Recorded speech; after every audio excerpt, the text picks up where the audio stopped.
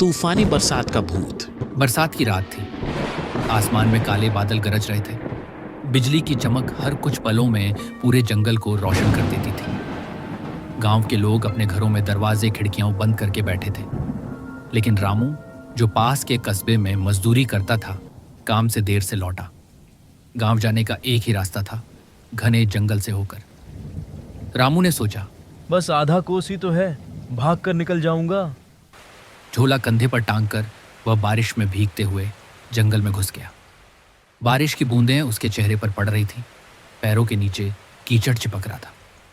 चलते चलते अचानक उसे लगा जैसे उसके पीछे कोई चल रहा हो। उसने मुड़कर देखा, कुछ नहीं। पर जब वह तेजी से आगे बढ़ा तो उसे पक्का एहसास हुआ कि उसके पीछे कदमों की आहट है। कौन है? रामू ने हिम्मत करके जोर से पुकारा। उत्तर में सिर्फ हवा की सिसकियां और पेड़ों की शाखों की चरमराहट सुनाई दी। रामू ने थोड़ा और सफर तय किया। तभी बिजली चमकी और उसने दूर देखा, एक पुराना बरगद का पेड़। गांव के बूढ़े लोग हमेशा उस पेड़ का जिक्र करते थे। कहते थे कई बरस पहले एक औरत वहां बिजली गिरने से मारी गई थी और तब से उसकी आत्मा बरगद के नीचे भटकती है। रामू का दिल धड़कने लगा और फिर उसी पेड़ के नीचे उसने एक औरत को खड़े देखा। वह सफेद साड़ी में थी, बाल भीगकर उसके चेहरे पर चिपके थे। उसके होंठों पर अजीब मुस्कान थी। रामू के होंठ कांपने लगे। कौन हो तुम? औरत ने धीमे स्वर में कहा। इतनी रात को इस रास्ते से क्यों गुजर रहे हो? रामू ने हकलाते हुए कहा, घर जाना है। ये सुनकर वह औरत अचानक ठाका मारकर हंसने लगी। उसकी हंसी इतनी तेज थी कि जैसे पूरा जंगल गूंज उठा। रामू का खून जम गया।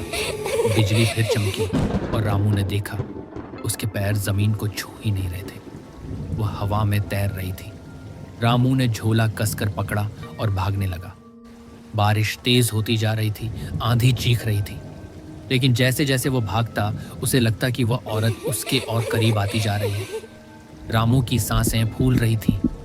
अचानक उसके सामने रास्ता दो भागों में बंट गया। वो बाएं मुड़ा, पर वहां कीचड़ में उसके पैर धंस गए। तभी पीछे से उस औरत की आवाज आई, रुक जाओ, यहाँ से कोई जिंदा नहीं गया। रामू ने पूरी ताकत से कीचड़ से पैर निकाला और दौड़ पड़ा। अचानक उसे लगा कि किसी ने उसके कंधे पर बर्फ जैसी ठंडी हथेली रखी। उसने मुड़कर देखा, कोई नहीं था, पर उसकी साड़ी का सफेद टुकड़ा हवा में लह किसी तरह रामू गांव पहुंचा। उसका चेहरा पीला पड़ चुका था, बदन कांप रहा था। लोग इकट्ठा हो गए। उसके कपड़े भीग चुके थे, लेकिन उसके झोले से पानी की जगह लाल मिट्टी और खून टपक रहा था। गांव के बुजुर्ग ने झोले को देखकर कांपते स्वर में कहा, ये वही खून है जो उस औरत के साथ बरगद के नीचे बहा था। रामू बेहोश होकर गिर पड़ा। अगले दिन जब लोग उसे होश में लाने गए तो रामू कहीं गायब था। सिर्फ उसका झोला बरगद के पेड़ के नीचे पड़ा मिला। कहते हैं उस दिन से हर तूफानी बरसात की रात बरगद के नीचे सफेद साड़ी वाली औरत और रामू दोनों की परछाई दिखाई देती है, और जो भी वहां से गुजरता है उसे उनके साथ अजीब कदमों की आहट सुनाई देती है।